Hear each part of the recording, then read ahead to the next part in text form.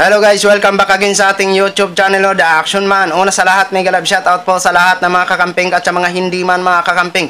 Kung interesado ka sa bidyong ito, patapusin mo na hanggang dulo at huwag nyo nang kalimutan na i-like at i-share ang ating video para malaman naman ng iilan sa ating mga kababayan na nagtutulog-tulugan sa katotohanan.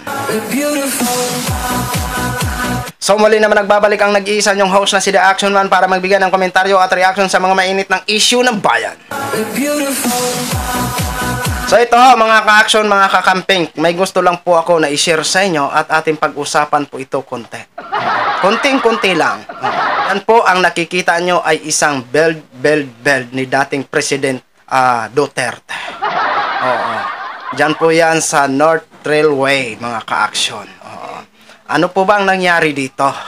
Ito po si Mr. President Bongbong Marcos ay pinag-uutos na buwagin ang nasabing proyekto. O, di ba?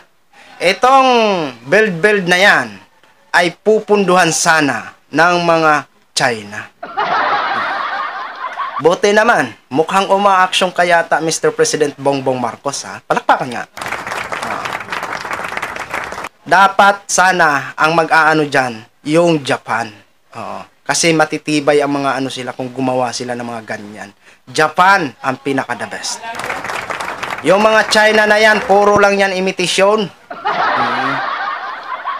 Ano naman kaya ang magiging reaction nito ni dating President Duterte? Na ang nasabing sinimulan niya na project ay bubuwagin ni Mr. President Bongbong Marcos? Oh, kita na. Mukhang nilalabag ka na, Mr. Duterte, ni Mr. President Bongbong Marcos. Mukhang hindi na nagustuhan ang isa mong mga project. Oo. Para lubos po natin maunawaan mga ka-action, mga kakamping, panoorin na po natin ang nasabing video.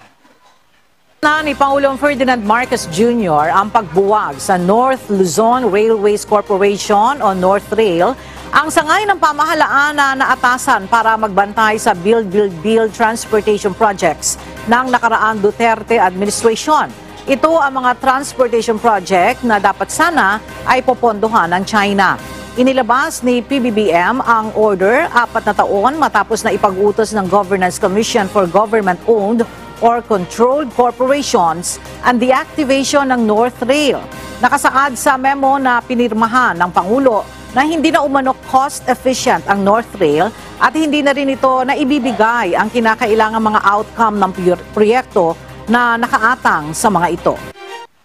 So yun na ho mga ka-action, napanood na po natin at narinig na po natin. Sayang na sayang ang pira ng bayan.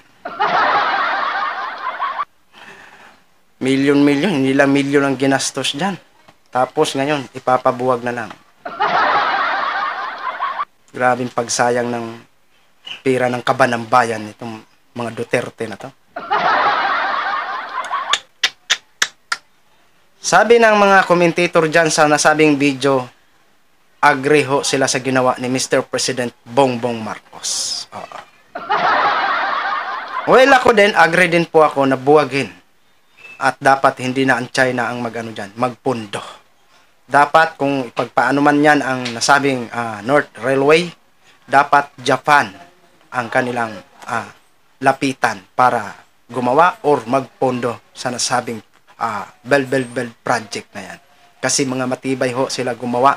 Japan ang pinaka-the best.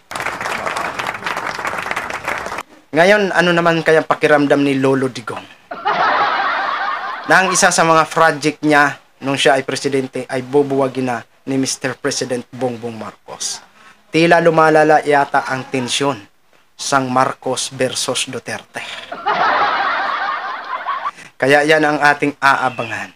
Sila na ang nagsasakmalan. Darating ang araw, manood na lang ho tayo o mabalitaan kung sino ang panalo sa kanila. Di ba?